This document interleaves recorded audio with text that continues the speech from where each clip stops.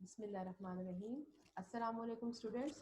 Hope you will be enjoying your studies and आप अपनी जो है ना स्टडीज़ आपने तमाम लेक्चर सुने होंगे और उसके हवाले से कोई भी क्वेश्चन है तो आप अपनी जूम ऐप जो है ऑनलाइन क्लासेस जो हो रही हैं उनमें आप उनको डिस्कस कर सकते हैं। क्लास आज का जो हमारा टॉपिक है वो है पेज 36 पे और टॉपिक नेम है इलेक्ट्रॉनिक कॉन्फ़िगरेशन। ये हमारा लेक्चर नंबर 9 है। इलेक्ट्रॉनिक कॉन्फ़िगरेशन क्या है? इलेक्ट्रॉनिक कॉन्फ़िगरेशन जो है that is the arrangement of electrons इन सब shells is called electronic configuration. यानी कि हम इलेक्ट्रॉन को पोजीशनिंग दे रहे हैं, उसको जो है वो डिस्ट्रीब्यूट कर रहे हैं इन द शेल्स एंड सब शेल्स।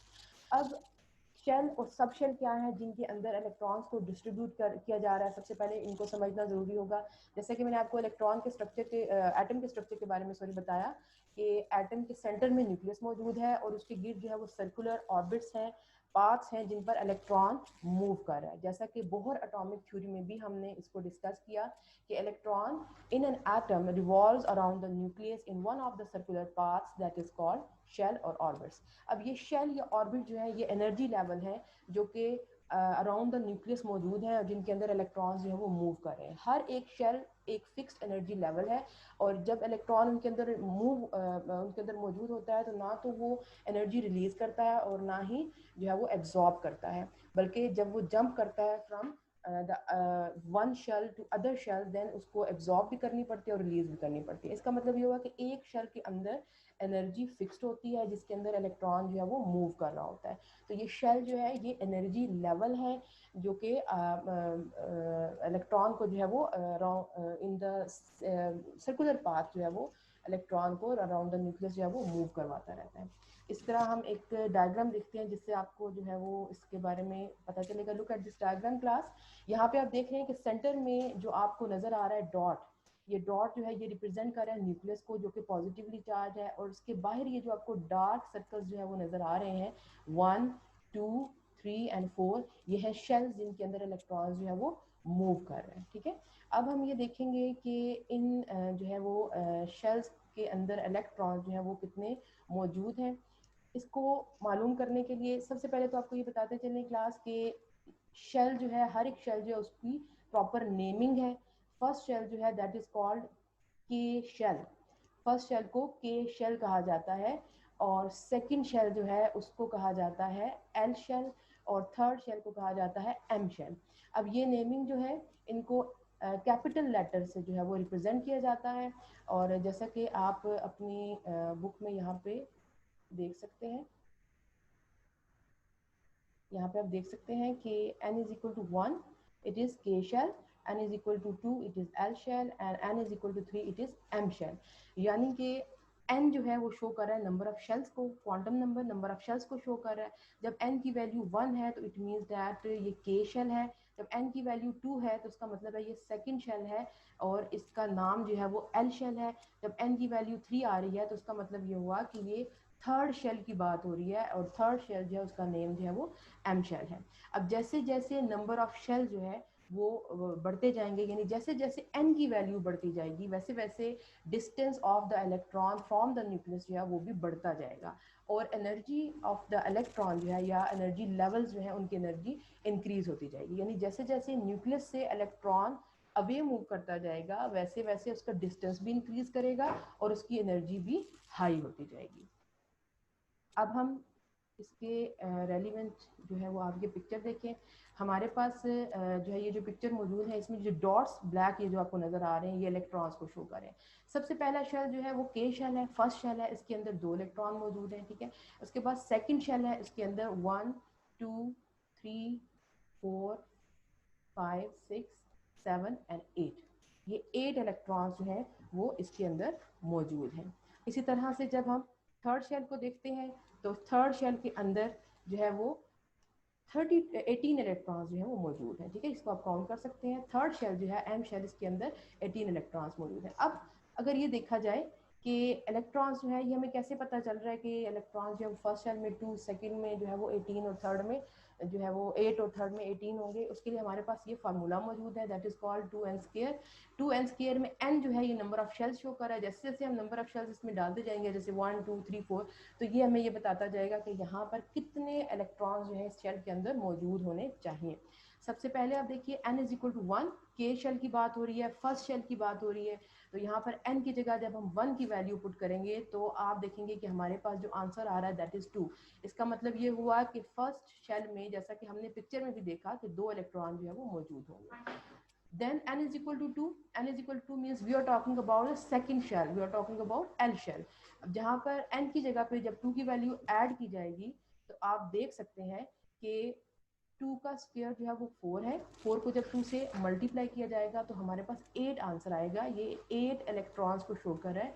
इसका मतलब ये हुआ कि जब हम सेकेंड शेल की बात करेंगे तो उसमें ओनली 8 इलेक्ट्रॉन्स जो है they can accommodate.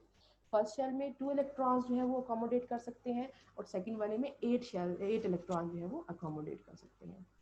Now n is equal to 3, इसका मतलब है हम थर्ड शेल की बात कर रहे हैं जिसको हमने नेम दिया हुआ है m। क्लास ये बात याद रखिएगा कि अल्फाबेटिकल जो ऑर्डर है के एल एम एन, इसी को आपने फॉलो करना है यहाँ से, और कैपिटल लेटर जो है वो रिप्रेजेंट करता है इन शेल्स को। अच्छा, यहाँ पर जब हम 2n स्क्वायर के फार्मूला में जब 3 की वैल्यू पुट करेंगे तो 3 का स्क्वायर 9, 9 2 ज़ा 18। इसका मतलब है कि थर्ड शेल में हमारे पास 18 इलेक्ट्रॉन्स मौजूद होने चाहिए। Class similarly when we will find out the number of electrons for fourth shell means n is equal to 4 for n shell, then we will put 4 over here and हमारा जो है 4 का जब स्क्वायर लेंगे तो 16, 16 मल्टीप्लाइड बाय 2 जो है वो हमारे पास 32 इलेक्ट्रॉन्स आ जाएंगे। इसका मतलब ये हुआ कि फर्स्ट शेल में 2 इलेक्ट्रॉन्स अकोमोडेट कर सकते हैं, 2 से ज़्यादा इलेक्ट्रॉन्स फर्स्ट शेल में नहीं आ सकते। इसके बाद सेकंड शेल में 8 इलेक्ट्रॉन्स आ सकते हैं, ठीक है, और थर्ड शेल जो है उसमें 18 इलेक्ट्रॉन्स जो है वो मौजूद होंगे। Now coming back to your book, यहाँ पे आप देख सकते हैं, अब हमारे पास नेक्स्ट हेडिंग जो है that is sub shell. Sub shell क्या है? शेल को जब डिवाइड किया जाता है, सब डिवाइड किया जाता है, तो जो पार्ट्स हमारे पास आते हैं that are called sub shells. यानी शेल और energy level is sub divided into sub shell और सब एनर्जी लेवल्स। और ये शेल या एनर्जी लेवल जो है ये एक ही शेल के अंदर सब शेल जो है वो डिफरेंट पार्ट्स होंगे। जैसे कि आपको बताया कि n इज इक्वल टू 1, इसका मतलब है कि के शेल, तो के शेल में जो है वो सिर्फ और सिर्फ एक जो है वो सब शेल मौजूद होगा और ये सब शेल जो है वो s है, ठीक है, 1s। इस तरह से जब l शेल को देखेंगे, जब उसमें n इज इक्वल टू 2 हो जाएगा, यानी कि सेकंड शेल की हम बात कर रहे हैं, l शेल की बात करें। l शेल के अंदर आप देख सकते हैं कि it has 2 sub shells and these are designated as 2s and 2p, ठीक है। क्यों? ये जो 2 यहाँ पे नंबर है और यहाँ पर 1 है, ये शो कर रहे हैं नंबर ऑफ शेल को, n को रिप्रेजेंट कर रहे हैं, ठीक है, यानी कि ns यहाँ पर, यानी कि ये नंबर ऑफ शेल को रिप्रेजेंट करें। फर्स्ट शेल में फर्स्ट शेल जो है वो उसका सब शेल जो है वो s होगा, ठीक है, और सेकंड शेल में ये 2 रिप्रेजेंट कर रहा है सेकंड शेल को, ठीक है, यहाँ पर भी 2 रिप्रेजेंट कर रहा है सेकंड शेल को। तो सेकंड शेल में 2 सब शेल हैं जो कि 2s एंड 2p है। इसी तरह से जब हम m शेल की बात करते हैं तो n इज इक्वल टू 3, यानी कि थर्ड शेल की बात हो रही है। यहाँ पर हमारे पास 3 सब शेल मौजूद हैं, 3s, 3p and 3d। And class similarly यहाँ पे 3 जो है 3 एंड 3 ये रिप्रेजेंट कर रहे हैं नंबर ऑफ शेल को, जबकि n शेल के लिए हमारे पास 4 सब शेल्स मौजूद हैं, 4s, 4p, 4d and 4f। यानी कि हम अगर ये देखें तो बेसिकली 4 टाइप ऑफ सब शेल्स जो है वो हमारे पास मौजूद हैं और हर एक सब शेल में इलेक्ट्रॉन की अकोमोडेशन की जो कैपेसिटी है वो डिफरेंट है। यहाँ पर जो है सब शेल, एस सब शेल जो है that can accommodate maximum 2 electrons को अकोमोडेट कर सकता है, ठीक है। फर्स्ट शेल जो है, जैसे फर्स्ट शेल का सब शेल जो है वो एस है, उसमें सिर्फ 2 इलेक्ट्रॉन, जैसे कि हमने पहले भी डिस्कस किया कि 2 इलेक्ट्रॉन सिर्फ आ सकते हैं। जब हम पी सब शेल की बात करें तो P sub shell can accommodate maximum 6 electrons, यानी पी शेल के अंदर जो है वो 6 इलेक्ट्रॉन्स आएंगे। इसी तरह से जब हम डी सब शेल की बात कर रहे हैं तो डी में मैक्सिमम 10 इलेक्ट्रॉन्स आ सकते हैं और जो है वो एफ सब शेल में जो है वो मैक्सिमम 14 इलेक्ट्रॉन आ सकते हैं, ठीक है, 14 इलेक्ट्रॉन। तो हमने देखा कि शेल को सब डिवाइड करके हमने सब शेल्स जो है वो हासिल किए और सब शेल्स के अंदर जो है डिफरेंट कैपेसिटी है इलेक्ट्रॉन्स को अकोमोडेट करने की। एस सब शेल के अंदर हमेशा जो है वो 2 इलेक्ट्रॉन्स जो है वो अकोमोडेट हो सकते हैं। इसी तरह से पी जो है सब शेल, उसके अंदर 6 इलेक्ट्रॉन्स अकोमोडेट हो सकते हैं और डी सब शेल जो है उसके अंदर 10 इलेक्ट्रॉन्स अकोमोडेट हो सकते हैं, और एफ सब शेल के अंदर ओनली 14 इलेक्ट्रॉन्स जो है वो अकोमोडेट कर सकते हैं। इससे ज़्यादा इलेक्ट्रॉन्स, इससे कम जो है वो हो सकते हैं, लेकिन इससे ज़्यादा इलेक्ट्रॉन्स जो है वो मजीद इलेक्ट्रॉन्स के अंदर मौजूद नहीं होते। और ये जो है वो मज़ीद जो है मैं आपको एक स्लाइड दिखाती हूँ जिससे आपको इसकी जो है वो पिक्चर मज़ीद क्लियर होगी। जैसे कि हमने ये देखा, यहाँ पे शेल को देखा, इसके बाद क्लास हमने फार्मूलाज को देखा। अब यहाँ पर हम ये देख सकते हैं कि within each energy level there are sub levels and the sub levels are labelled as s, P, D and f, and we need to memorise this 4 sub levels. S one n one होगा तो सिर्फ S सब shell होगा, 2 में S P होंगे, और third में जो है वो 3 सब शेल्स होंगे, एस पी एंड डी, और फोर्थ जो है वो शेल में 4 सब शेल्स होंगे, 4 सब लेवल्स होंगे, S P D and F. और नंबर ऑफ सब लेवल जो है in n energy level that is equal to number of the energy levels. ठीक है, next we are moving to the next diagram class. यहाँ पे आप ज़्यादा बेहतर तरीके से समझ सकते हैं। जैसे मैंने आपको पीछे दिखाया कि एक शेल मौजूद है, फिर सेकंड शेल मौजूद है, फिर थर्ड शेल मौजूद है, तो उसके बाद फोर्थ शेल मौजूद है। फिर मैंने आपसे कहा कि शेल को जब डिवाइड किया जाता है तो उसको डिवाइड करके सब शेल्स जो है वो बनाए जाते हैं। यहाँ पर आप देखें कि हमने कहा कि फर्स्ट शेल के अंदर एक सब शेल मौजूद है। तो यहाँ आप देख सकते हैं ये जो डायग्राम है ये शो कर रही है, आप देख सकते हैं कि ये सेंटर में जो है ये न्यूक्लियस है, यहाँ पे न्यूक्लियस है। इसके बाद ये फर्स्ट शेल है, ये सेकंड शेल है, ये जैसे कि रिप्रेजेंट हो रहा है n is equal to 1, n is equal to 2, n is equal to 3 and n is equal to 4। तो ये first shell, second shell, third shell and fourth shell. इसके बाद फर्स्ट शेल में एक सब शेल मौजूद है S, सेकंड शेल के अंदर 2 सब शेल मौजूद हैं S एंड P। इस तरह से थर्ड शेल के अंदर 3 सब शेल्स मौजूद हैं S, P एंड D, और फोर्थ जो है वो शेल उसके अंदर 4 सब शेल्स मौजूद हैं S, P, D and F। ठीक है, ये आपको अंडरस्टैंडिंग दे रहा है कि कैसे शेल से सब शेल की तरफ मूव कर रहे हैं। सबसे बड़ी टर्म जो हम यूज़ कर रहे हैं वो शेल की यूज़ कर रहे हैं, उसके बाद हम सब शेल्स की यूज़ कर रहे हैं, उसी शेल्स को हम डिवाइड कर रहे हैं जो है वो कुछ सब एनर्जी लेवल्स में। Sub shells means sub energy levels, we are talking about sub energy levels. अब इन सब एनर्जी लेवल्स के अंदर इलेक्ट्रॉन्स को जो है वो हमने डालना है। सबसे पहले हम ये देख लें कि इनके अंदर, इन सब शेल्स के अंदर ऑर्बिटल्स मौजूद हैं। ठीक है, सबसे पहले शेल, उसके बाद सब शेल, और उसके बाद ऑर्बिटल्स। ऑर्बिटल्स जो है वो और शेल से जो है वो डिफरेंट जो है वो टर्म। एस को देखिए, अगर आप एस के अंदर एक ऑर्बिटल मौजूद होगा, ठीक है, और पी के अंदर 3 ऑर्बिटल्स मौजूद होंगे, और डी के अंदर जो है डी सब लेवल के अंदर जो है वो 5 ऑर्बिटल्स मौजूद होंगे, और एफ के अंदर 7 ऑर्बिटल्स मौजूद होंगे। क्लास इसके हवाले से डिटेल स्टडी जो है वो इंशाल्लाह फर्स्ट ईयर में करेंगे। फिलहाल आपके लिए इतना जानना ज़रूरी है कि हर एक सब लेवल के अंदर कितने ऑर्बिटल्स मौजूद हैं, और ये बात याद रखें कि हर एक ऑर्बिटल जो है वो मैक्सिमम 2 इलेक्ट्रॉन्स को अकोमोडेट कर सकता है, यानी ओनली 2 इलेक्ट्रॉन्स जो है they can occupy the one orbit. Now look at this picture. यहाँ पर आपको पहले मैंने जैसे बताया शेल के बारे में, फिर आपको बताया सब शेल के बारे में। अब यहाँ पे आपको ये जो है कुछ ओवल शेप स्ट्रक्चर्स नजर आ रहे हैं। These are called orbitals.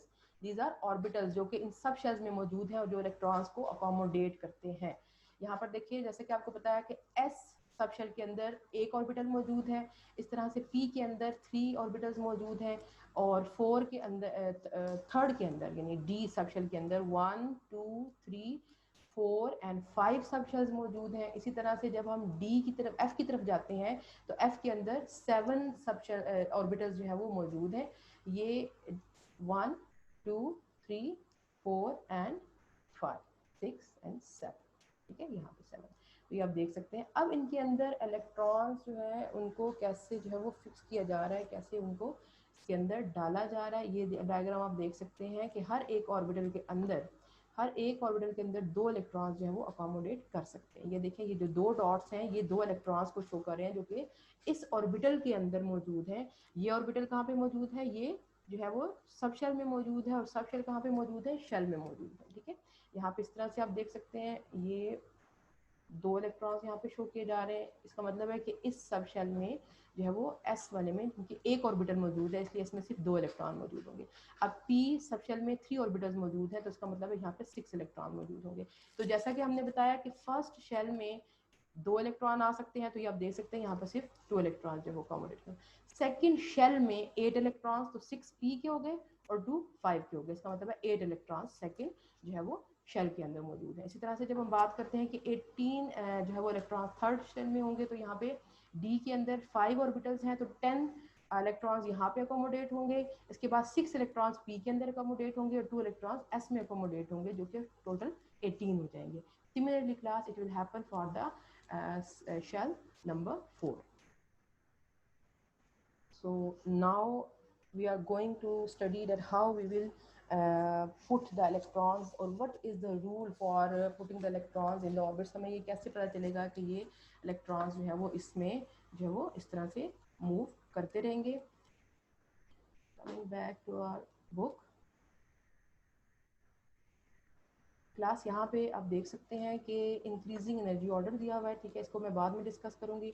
सबसे पहले यहाँ पे डेफिनेशन दी हुई है, arrangement of electron in the सब shells is called electronic configuration. उसके बाद जो है उन्होंने कहा कि इलेक्ट्रॉन फिलिंग जो है that is based on the aufbau principle. Aufbau principle जो है वो एक ऐसा प्रिंसिपल है जो हमें ये बता रहा है कि हमने इलेक्ट्रॉन की फिलिंग इन शेल्स में, सब शेल्स में कैसे करनी है, ठीक है। अकॉर्डिंग टू दिस प्रिंसिपल, सबसे पहले देखते हैं कि इस प्रिंसिपल में क्या बात हो रही है। According to this principle, electron जो है that will fill the lowest energy sub level that is available first. यानी कि ऑफ बाय प्रिंसिपल ये है कि इलेक्ट्रॉन की जब फिलिंग स्टार्ट होगी इन शेल या सब शेल के अंदर, तो ये याद रखें कि ये फिलिंग जो है ये लोअर एनर्जी लेवल से स्टार्ट होगी। यानी इलेक्ट्रॉन सबसे पहले लोअर एनर्जी लेवल्स में फिल होना शुरू होंगे और फिर वो हायर एनर्जी की तरफ जाते जाएंगे। यानी इंक्रीजिंग जो है वो एनर्जी लेवल में, असेंडिंग लेवल में। जैसा कि आप यहाँ पे देख सकते हैं, आपकी बुक में भी यहाँ पे बना 1s 2s 2p 3s। इसका मतलब है सबसे लोअर एनर्जी 1s की है, उसके बाद 2s की है, फिर 2p की है, उसके बाद 3s 3p 4s and 3d। ये एनर्जी लेवल यहाँ पे शो किया गया है। लेकिन ऑफ बाय प्रिंसिपल के अकॉर्डिंगली हमारे पास जो है वो जैसा कि इसने कहा कि इलेक्ट्रॉन जो है वो लोअर एनर्जी लेवल से फिल होना शुरू होंगे, तो उसने हमें एक रूल भी दिया, एक फार्मूला दिया जिसको n+l जो है वो कहा जाता है। ये n+l फार्मूला जो है ये क्या है, ये class look at this slide.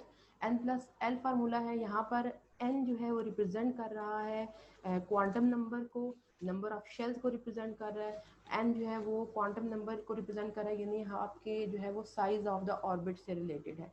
इसी तरह से l जो है वो है एजिमुथल क्वांटम नंबर, ये शो कर रहा है शेप ऑफ द ऑर्बिटल को। तो आपको ने हमें जो प्रिंसिपल दिया दैट वाज n+l, जो रूल दिया हमें, उसने कहा कि n+l की वैल्यू जो है वो जिस भी शेल की कम होगी उसमें इलेक्ट्रॉन्स पहले फिल होना शुरू हो जाएंगे, ठीक है। यानी हर एक ऑर्बिट की n+l वैल्यू फाइंड आउट की जाएगी और जिसकी वैल्यू कम होगी इसका मतलब है पहले इलेक्ट्रॉन उसमें फिल होना शुरू हो जाएंगे। अच्छा, energy of the sub level जो है that is directly proportional to n+l। Now S P D and F, ये 4 जो है वो सब एनर्जी लेवल्स हैं। इसके लिए सबसे पहले S के लिए जो है वो S सब शेल के लिए N की वैल्यू क्या है, वो होगी 1। इस तरह से P के लिए 2, क्योंकि ये सेकंड जो है वो सब शेल है। इस तरह से D के लिए 3 होगी और 4 के लिए F के लिए जो है वो 4 होगी। लेकिन जो एजीमुथल क्वांटम नंबर की वैल्यू है वो हमेशा N से एक नंबर कम होती है, यानी क्वांटम नंबर से लेस होती है। जैसे L is equal to n-1, वो एजीमुथल क्वांटम नंबर की वैल्यू होगी। तो S सब शेल के लिए जो L वैल्यू होगी दैट इज 0। इस तरह से P के लिए अगर यहाँ पर क्वांटम नंबर की वैल्यू 2 है तो L की वैल्यू 1 होगी। D के लिए अगर N की वैल्यू 3 है तो L की वैल्यू 2 होगी। इसी तरह से F में 4 जो है वो अगर इसकी N की वैल्यू होगी तो आपके पास 3 जो है वो एजीमुथल क्वांटम नंबर होगा फॉर F। क्लास अब हम देखते हैं जो है वो एनर्जी लेवल्स को, 1s 2s 2p 3s 3p। ये एनर्जी लेवल जो है वो हमने खुद इनकी सेटिंग किया है। इसके साथ हम देखते जाते हैं कि ये n+l वैल्यूज़ क्या है। आप देखेंगे कि n+l values decreasing increasing order में जो है वो बढ़ रही हैं, जिसके अकॉर्डिंग इनमें इलेक्ट्रॉन जो है वो पुट किए जाते हैं। सबसे पहले है जी फर्स्ट शेल की 1s की n+l वैल्यू क्या है, n की वैल्यू जो है वो 1 के लिए वो है n इज इक्वल टू 1, ठीक है। तो एस सब शेल के लिए इसकी वैल्यू 1 है, तो हम यहाँ पर एन की जगह पर 1 पुट करेंगे। एल के लिए एस जो है वो सब शेल, उसकी वैल्यू एल की वैल्यू 0 है, तो यहाँ पर एल की जगह 0 पुट करेंगे। 1 + 0 जो है दैट इज इक्वल टू 1। ठीक है, इसके बाद नेक्स्ट अगर सब शेल की तरफ जाते हैं तो 2s यहाँ पे लिखा हुआ है। 2 शो कर रहा है एन नंबर को, ठीक है, और s शो कर रहा है इसके जो है वो एजीमुथल क्वांटम नंबर को। तो 2 मीन्स कि यहाँ पर n की वैल्यू हम 2 लिखेंगे, ठीक है, क्योंकि ये सेकंड सब शेल की बात हो रही है और सेकंड शेल की बात हो रही है। और यहाँ पर s जो है वो उसके लिए जो है वो अजीमुथल क्वांटम नंबर की वैल्यू 0 है, तो यहाँ पर 0 पुट करेंगे। 2 + 0 जो है वो हमें वैल्यू देगा 2 की। इसका मतलब है कि सबसे पहले इलेक्ट्रॉन 1s में फिल होंगे जिसकी एनर्जी वैल्यू लो है, उसके बाद 2s में इलेक्ट्रॉन फिल होंगे जिसकी वैल्यू जो है वो 1s से ज़्यादा है। जब 2p के ऊपर जाते हैं तो देखते हैं कि 2p जो है वो शो करा है, इसमें p में जो है वो l की वैल्यू 1 है, तो यहाँ पर 1 पुट करेंगे। और ये 2 जो है ये सेकंड शेल को रिप्रेजेंट कर रहा है, नंबर ऑफ शेल को, तो ये 2 + 1 = 3, यानी कि p के लिए n की वैल्यू 2 है और l की वैल्यू 1 है। तो जब हम 2 + 1 को प्लस करेंगे तो हमारे पास 3 की वैल्यू आएगी। इसका मतलब है कि सबसे पहले इलेक्ट्रॉन 1s में फिल हो रहा है, उसके बाद 2s में फिल हो रहा है, उसके बाद 2p में फिल हो रहा है। ठीक है, नेक्स्ट जाएंगे 3s पे। 3s के लिए n + l वैल्यू जो है वो क्या है, n की वैल्यू जो है वो 3 है, l की वैल्यू s के लिए 0 है। ठीक है, तो हम 3 + 0 जो है जब उसको ऐड करेंगे तो ये 3 आ जाएगा। अब जैसे कि आपने देखा कि यहाँ पर दो वैल्यूज एक जैसी इकट्ठी आ गई हैं, इसके लिए हम क्या करेंगे, हम कैसे पता चलेगा कि जो है वो कौन सा एनर्जी लेवल जो है वो विद लो एनर्जी मौजूद है जिसके अंदर इलेक्ट्रॉन्स को पहले जाना चाहिए। तो उसके लिए आपको वैल्यू ऑफ n देखनी पड़ेगी। जाहिर सी बात है कि अगर 2p की बात हो रही है और यहाँ पे 3s की बात हो रही है, इसका मतलब है 2p का मतलब है कि ये एक सब शेल पहले की बात हो रही है। ठीक है, पहला सब शेल 2 जो है वो छोटा होगा और 3 जो है सब शेल वो उससे बड़ा होगा। तो हम ये कह सकते हैं कि 2p जो है उसमें इलेक्ट्रॉन्स पहले फिल होंगे, ये ज़्यादा लोअर एनर्जी लेवल है एज़ कम्पेयर टू 3s।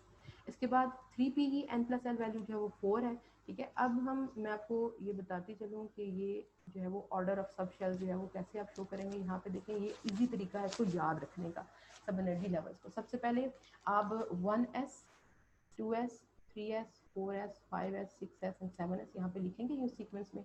इसके बाद आप सेकंड जो है वो शेल से जो है वो स्टार्ट करेंगे, तो यहाँ पर 2p, उसके बाद 3p 4p 5p and 6p यहाँ पे जो है वैल्यू लिखेंगे। इसके बाद आप थर्ड जो है वो सब शेल 3 की आप बात करें तो थर्ड शेल जो है उसमें 3 सब शेल हैं s p एंड d, तो यहाँ से हम थर्ड शेल स्टार्ट करेंगे 3d। ठीक है, अब ये इस तरह 3d के बाद 4d एंड 5d, और क्योंकि f जो है हमारा फोर्थ सब शेल है इसलिए वो फोर्थ जो है वो शेल में से स्टार्ट होता है, तो 4f यहाँ पे लिखेंगे।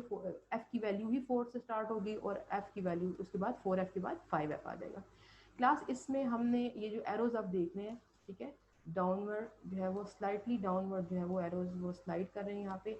सबसे पहले एरो जो है आप इस तरह से लगाएंगे कि वो 1s में से पास करेगा, सेकंड जो है वो 2s में से पास कर रहा है, थर्ड जो है वो 2p एंड 3s में से पास कर रहा होगा, फोर्थ जो एरो है that is passing through 3p and 4s, next is 3d 4p and 5s, and next is 4d 5p and 6s। इस तरह से सो ऑन क्लास। यही ऑर्डर है उन तमाम सब शेल्स का जिनके अंदर इलेक्ट्रॉन जो है वो फिल होंगे according to their increasing energy level.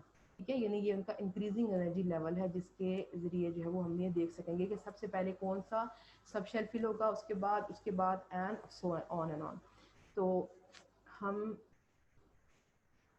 चलते हैं वापस अपने इलेक्ट्रॉनिक कॉन्फ़िगरेशन की तरफ और हम देखते हैं कि यहाँ पर इलेक्ट्रॉनिक कॉन्फ़िगरेशन जो है ऑफ फर्स्ट 18 एलिमेंट्स। अब जैसा कि आपने देखा ऑफ बाय प्रिंसिपल हमने पढ़ा, ऑफ बाय प्रिंसिपल के अकॉर्डिंगली इलेक्ट्रॉन सबसे पहले जो है वो अपने लोएस्ट एनर्जी लेवल्स को जो है वो फिल करेगा और उसके बाद लोएस्ट एनर्जी लेवल में जाएगा, फिर उसके बाद हाइयर में, फिर उससे हाइयर में, फिर उससे हाइयर, फिर उसके बाद मैंने आपको बताया कि ये जो सब शेल्स हैं वो किस तरह से मौजूद है, उनके अंदर ऑर्बिटल्स मौजूद है और हर एक ऑर्बिटल जो है उसके अंदर सिर्फ 2 इलेक्ट्रॉन्स अकोमोडेट कर सकते हैं।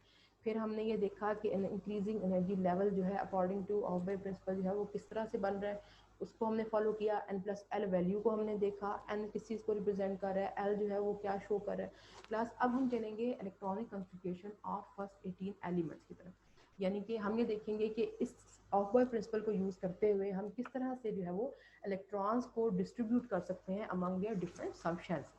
तो यहाँ पर electronic configuration is the distribution of electrons among the different sub shells of an atom. Class periodic table को अगर देखें तो उसमें जो है वो सबसे तमाम जो एलिमेंट्स हैं वो अपने atomic number increasing atomic number के साथ जो है वो अरेंज हुए हैं। इसको डिटेल इंशाल्लाह नेक्स्ट लेक्चर में हम पीरियोडिक टेबल को भी स्टडी करेंगे। इसके बाद आप ये देखें कि हमारे पास जो फर्स्ट शेल है उसके अंदर हाइड्रोजन मौजूद है। हाइड्रोजन के साथ 1 इलेक्ट्रॉन एंड 1 जो है वो प्रोटॉन मौजूद है। क्योंकि उसका एक इलेक्ट्रॉन जो है वो मौजूद है तो वो सबसे पहले एस शेल के अंदर जाएगा और उसकी इलेक्ट्रॉनिक कॉन्फ़िगरेशन जो है वो 1s होगी। यहाँ पे आप देख सकते हैं hydrogen has atomic number 1, so it has only 1 electron that will occupy the lowest energy sub shell that is 1s। तो इलेक्ट्रॉनिक कॉन्फ़िगरेशन जो हाइड्रोजन की होगी सबसे पहले 1s में 1 इलेक्ट्रॉन फिल होगा। जैसा कि मैंने आपको बताया कि s सब शेल के अंदर अकोमोडेशन की कैपेसिटी क्या है, इसके अंदर 2 इलेक्ट्रॉन आ सकते हैं। हाइड्रोजन के पास एक इलेक्ट्रॉन मौजूद है तो वो एक इलेक्ट्रॉन जो है वो इस सब शेल में आ जाएगा। एक इलेक्ट्रॉन के पास लेस है सब शेल में, यानी इसके अंदर जब हम हीलियम की बात करेंगे, helium has atomic number 2, so it has 2 electrons and since s subshell can accommodate 2 electrons, so electronic configuration of helium जो है that is 1s2, यानी कि s सबशेल जो है वो यहाँ पे फिल हो चुका है। अब जो भी नेक्स्ट इलेक्ट्रॉन आते जाएंगे वो इससे नेक्स्ट जो है वो सबशेल के अंदर फिल होते जाएंगे। अगर हम लिथियम का एटॉमिक नंबर जो है वो देखें वो 3 है, इट हैज़ 3 इलेक्ट्रॉन्स। तो इसके 3 इलेक्ट्रॉन्स जो है वो 1s के बाद, जैसा मैंने आपको बताया कि इंक्रीजिंग ऑर्डर जो है वो क्या है कि 1s के बाद जो है यहाँ पर क्या आ रहा है 2s, ठीक है, 1s के बाद 2s आ रहा है। अब इस 2s के जरिए जो है वो इसके अंदर हम, क्योंकि s के अंदर भी 2 ही इलेक्ट्रॉन आ सकते हैं तो लिथियम के पास 3 इलेक्ट्रॉन है तो 2 इलेक्ट्रॉन तो वो पहले सब शेल में फिल करेगा और उसके बाद अगले s शेल में जो है वो एक इलेक्ट्रॉन जो है वो अपना डाल देगा। इसी तरह से बेरिलियम को देखा जाए तो beryllium has atomic number 4, so it has 4 electron and 2 of these electrons go into 1 s subshell, ठीक है, उसके अंदर 2 इलेक्ट्रॉन चले जाएंगे, फर्स्ट सबशेल को फिल करेंगे अपने। उसके बाद नेक्स्ट जो 2 इलेक्ट्रॉन्स हैं ये जाएंगे सेकंड 2s सबशेल में। So electronic configuration of beryllium जो है that will be 1s2 2s2। Class ये याद रखिएगा कि ये जो इंक्रीजिंग एनर्जी लेवल है जैसे 1s 2s उसके बाद 2p फिर 3s फिर 3p, ये सारा जो इंक्रीजिंग एनर्जी लेवल है ये आपने याद करना है, ये आपको याद रखना पड़ेगा। और फिर इसके अकॉर्डिंगली जो है जब तक आप ये याद नहीं करेंगे जब तक आपको जो है ना ये इलेक्ट्रॉनिक कॉन्फ़िगरेशन लिखना बहुत मुश्किल है। इसमें 3 बातें आपको ध्यान में रखनी पड़ेंगी। सबसे पहले जिस एलिमेंट का आप इलेक्ट्रॉनिक कॉन्फ़िगरेशन लिख रहे हैं उसके नंबर ऑफ इलेक्ट्रॉन्स आपको पता होने चाहिए, उसका एटॉमिक नंबर आपको पता होना चाहिए। जब आपके पास एटॉमिक नंबर आ गया, सेकेंडली आपको पता होना चाहिए order of the shell sub shells, ठीक है, यानी कि पहले 1s है उसके बाद 2s है फिर 2p है फिर 3s है फिर 3p है फिर 4s है। इस तरह से ये सारा ऑर्डर आपको याद रखना पड़ेगा। थर्डली आपको ये पता होना चाहिए कि इन चारों सब शेल्स के अंदर कैपेसिटी कितनी है। ऐसा ना हो कि डी के अंदर आप 11-12 इलेक्ट्रॉन्स डाल रहे हो, पी के अंदर आप 7-8 इलेक्ट्रॉन्स डाल रहे हो। तो आपको ये पता होना चाहिए, ये 3 चीज़ें आपने याद रखनी है इलेक्ट्रॉनिक कॉन्फ़िगरेशन लिखते हुए। सबसे पहली चीज़ आपको नंबर ऑफ इलेक्ट्रॉन्स का पता होना चाहिए, सेकेंडली आपको जो है वो इन सब शेल्स का पता होना चाहिए, ठीक है, और इसके अकोमोडेशन का पता होना चाहिए इन सब शेल्स की, ठीक है, और थर्डली आपको ऑर्डर याद होना चाहिए इन तमाम एनर्जी लेवल्स का। क्लास नेक्स्ट चलते हैं जो है वो बेरिलियम की तरफ। इट हैज़ एटॉमिक, सॉरी ये हम डिस्कस कर चुके हैं। इसके बाद जो है नेक्स्ट हमारा जो एलिमेंट वो आ रहे हैं वो है boron, carbon, nitrogen, oxygen, chlorine and neon. आप देख सकते हैं कि बोरोन की जो है वो उसका एटॉमिक नंबर, हमें नंबर ऑफ इलेक्ट्रॉन्स हमें पता है जो कि 5 है। जैसा कि क्लास इससे पहले मैंने आपको बताया था कि एटॉमिक नंबर जो है वो नंबर ऑफ प्रोटॉन्स होता है और एक न्यूट्रल एटम में number of proton and number of electron हमेशा बराबर होते हैं। तो याद रखें कि नंबर ऑफ प्रोटॉन ही आपके लिए नंबर ऑफ इलेक्ट्रॉन है।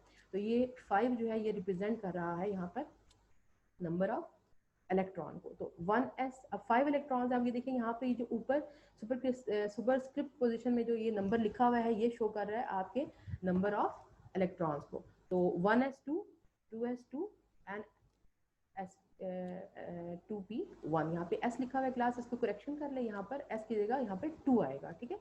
1s2 2s2 and 2p1 2p1। p के अंदर कितनी कैपेसिटी है, p के अंदर 6 इलेक्ट्रॉन्स आ सकते हैं। तो यहाँ पर अभी सिर्फ 1 इलेक्ट्रॉन मौजूद है। तो आप देखें इससे नेक्स्ट एलिमेंट जो है जो कि इंक्रीजिंग जो है वो एटॉमिक नंबर के साथ है। जैसे आपने देखा कार्बन में पी के अंदर 2 इलेक्ट्रॉन आ गए, पी के अंदर 3 इलेक्ट्रॉन आ गए नाइट्रोजन के लिए, ऑक्सीजन में पी के अंदर 4 इलेक्ट्रॉन्स आ गए हैं, और फ्लोरीन के लिए पी के अंदर 5 इलेक्ट्रॉन्स आ गए हैं। इस तरह नियॉन के लिए पी में फुल जो है वो 6 इलेक्ट्रॉन्स जो है वो मौजूद है। क्लास यहाँ पे करेक्शन करने की ज़रूरत है, यहाँ पर एस लिखा हुआ है, यहाँ पे आपने 2 लिखना है, ठीक है।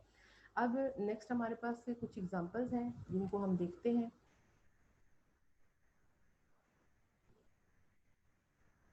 यहाँ पर देखिए आप electronic configuration for carbon atom, ठीक है। 1s में 2 इलेक्ट्रॉन फिल हो रहे हैं, 2s में 2 इलेक्ट्रॉन फिल हो रहे हैं, 2p में क्योंकि उसमें 3 ऑर्बिटल्स, मैंने आपको बताया था कि p सब शेल में 3 ऑर्बिटल्स मौजूद होते हैं, तो ये 3 ऑर्बिटल्स में से हर एक ऑर्बिटल में जो है वो एक एक इलेक्ट्रॉन अभी एडजस्ट हो रहा है। जो नेक्स्ट 2 प्रिंसिपल्स हैं for distribution of electron in the सब शेल्स जो है वो है poly exclusion principle and hertz rule. लेकिन ये दोनों प्रिंसिपल्स आप फर्स्ट ईयर में पढ़ेंगे, अभी आपकी बुक में सिर्फ ऑफ बॉय प्रिंसिपल है जिसको आपने फॉलो करना है। कार्बन की इलेक्ट्रॉनिक कॉन्फ़िगरेशन आपने देखी, इसके बाद ऑक्सीजन को देखते हैं जिसका एटॉमिक नंबर 8 है। तो फर्स्ट एस सब शेल में 2 इलेक्ट्रॉन फिल हो रहे हैं, सेकंड एस शेल में सब शेल में जो है वो 2 इलेक्ट्रॉन फिल हो रहे हैं। पी के अंदर कैपेसिटी है 6 इलेक्ट्रॉन्स की, तो यहाँ पे आप देख सकते हैं कि सबसे पहले जो है वो हर एक ऑर्बिट को जो है वो एक एक इलेक्ट्रॉन से भरा गया। उसके बाद जो नेक्स्ट आपके पास लास्ट इलेक्ट्रॉन 8th इलेक्ट्रॉन बच रहा है, उसको यहाँ पर फर्स्ट सबशेल को ऑर्बिटल को जो है वो कंप्लीट कर दिया गया। अब हम देखते हैं next the electronic configuration of vanadium. तो आप देख सकते हैं इसका एटॉमिक नंबर 23 है। तो क्लास आप देख सकते हैं 1s 2 2s 2 2p 6 इलेक्ट्रॉन्स के अंदर मौजूद है, ठीक है। हर एक एरो एक नंबर ऑफ इलेक्ट्रॉन को शो कर रहा है। 3s 2 3p के अंदर फिर 6 इलेक्ट्रॉन्स आ जाएंगे। 4s के अंदर यानी फोर्थ सब शेल के अंदर जो है वो ये 2 इलेक्ट्रॉन, एस के जो है वो सब शेल के अंदर 2 इलेक्ट्रॉन आएंगे। इसके बाद 3d के अंदर यहाँ पे 5 ऑर्बिटल्स मौजूद है, लेकिन इनमें से क्योंकि इनके पास 3 इलेक्ट्रॉन मौजूद है तो सिर्फ फर्स्ट 3 में एक इलेक्ट्रॉन जो है वो भरा जाएगा, और ये जो है वो इसकी इलेक्ट्रॉनिक इस तरह से कॉन्फ़िगरेशन कंप्लीट होगी। This is the distribution of electrons in the sub shell. Electronic configuration of chlorine देखते हैं क्लास 1s2, यहाँ पे आप देख सकते हैं it will be abbreviated as, इसको हमने लिखा है यहाँ पे हम ये कह रहे हैं कि हम ऐसे डाल रहे हैं, p के 3 ऑर्बिटल्स हैं और d के 5 हैं और s का 1 है, तो हम उसके ऊपर लिख के उसी तरह हम इलेक्ट्रॉन्स में फिल करते जाएंगे। 1s के अंदर 2 इलेक्ट्रॉन 1s2, 2s के अंदर 2 इलेक्ट्रॉन 2s2, 2p के अंदर 6 इलेक्ट्रॉन मौजूद है 2p6, एंड 3s के अंदर 2 इलेक्ट्रॉन्स मौजूद है 3s2। तो यहाँ पे कितने इलेक्ट्रॉन हो गए 1s2 2s2 2p6 3s2 यानी 6 and 4 10 एंड 12 इलेक्ट्रॉन्स हो गए। अभी भी हमारे पास 5 इलेक्ट्रॉन्स मौजूद है जिनको हमने इन सब शेल्स के अंदर डालना है। तो 3p5, p के अंदर 6 इलेक्ट्रॉन्स के अकोमोडेशन है, तो 5 के 5 इलेक्ट्रॉन इसके अंदर अकोमोडेट हो सकते हैं। तो इसका मतलब ये हुआ कि क्लोरीन के लिए हमारी जो इलेक्ट्रॉनिक कॉन्फ़िगरेशन है वो होगी 1s2 2s2 2p6 3s2 and 3p5। Class एक बार फिर इसको थोड़ा सा रिकैप कर लेते हैं। जैसे कि मैंने आपको शेल के बारे में बताया, shell are the energy levels, उसके बाद के शेल है, एल शेल है, एम शेल है, एन शेल है, एंड सो ऑन, ठीक है। n is equal to 1 represent कर रहा है फर्स्ट शेल को, n is equal to second shell, and so on. इस तरह से मैंने बताया आपको कि हर एक शेल के अंदर अकोमोडेशन इलेक्ट्रॉन्स की डिफरेंट है। 2 electron can accommodate K shell, 8 electrons can accommodate L shell, and only 18 electrons can accommodate M shell. Similarly, 32 electrons can accommodate fourth shell. और फार्मूला कौन सा यूज करना है आपने 2n स्क्वायर का। उसके बाद सब शेल्स हमने देखा, के शेल में एक सब शेल है, एल में 2 सब शेल है एस एन पी, और एम में जो है वो 3 सब शेल्स हैं, और एन के अंदर 4 सब शेल्स हैं s P D and f. हर एक के अंदर अकोमोडेशन अपनी है। एस के अंदर सिर्फ 2 इलेक्ट्रॉन्स अकोमोडेट हो सकते हैं, पी के अंदर 6 इलेक्ट्रॉन, इस तरह डी के अंदर 10 इलेक्ट्रॉन्स और एफ के अंदर 14 इलेक्ट्रॉन्स अकोमोडेट होते हैं। और इनमें नंबर ऑफ ऑर्बिटल्स कितने हैं, एस सब शेल जो है उसका हमेशा एक ऑर्बिटल होगा, p सब शेल जो है उसके 3 ऑर्बिटल्स होंगे, d जो है वो यहाँ पे आपका सब शेल उसके 5 ऑर्बिटल्स होंगे, और f के जो है वो 7 ऑर्बिटल्स होंगे, और हर एक ऑर्बिटल जो है उसके अंदर सिर्फ 2 इलेक्ट्रॉन आ सकते हैं, ठीक है। क्लास होप्स हो कि आपको इलेक्ट्रॉनिक कॉन्फ़िगरेशन जो है वो समझ आई होगी। अब हम यूँ करेंगे कि जो है वो आप में सेल्फ असेसमेंट एक्सरसाइजेज जो है जो आपकी बुक में दी हुई हैं, जैसे ये पेज 38 पे ये सेल्फ असेसमेंट एक्सरसाइज दी गई है 2.3। इस सेल्फ असेसमेंट एक्सरसाइज को आपने खुद से सॉल्व करना है। सिमिलरली सेल्फ असेसमेंट एक्सरसाइज 2.4 है, यहाँ पर कार्बन क्लोरीन के एक आइसोटोप और क्लोरीन के दूसरे आइसोटोप दोनों के electronic configuration number of atoms लिखे हुए हैं। क्लास आपने खुद से इलेक्ट्रॉनिक कॉन्फ़िगरेशन लिखने की कोशिश करनी है। अगर आपको इसमें से कोई भी पॉइंट समझ नहीं आया तो आप अपनी जूम ऑनलाइन क्लास में अपने टीचर से जो है वो उसको डिस्कस कर सकते हैं। Thank you so much.